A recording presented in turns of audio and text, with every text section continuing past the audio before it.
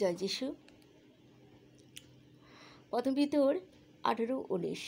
তোমরা তো জানো তোমাদের পিতৃপুরুষ গণের সমর্পিত অলিক আচার ব্যবহার হইতে তোমরা ক্ষয়নীয় বস্তু দ্বারা, রৌপ্য বা স্বর্ণ দ্বারা মুক্ত হও নাই, কিন্তু নির্দোষ ও নিষ্কলঙ্ক মেষশাবক রূপ খ্রিস্টের বহুমূল্য রক্ত দ্বারা মুক্ত হইয়াছ। ঈশ্বর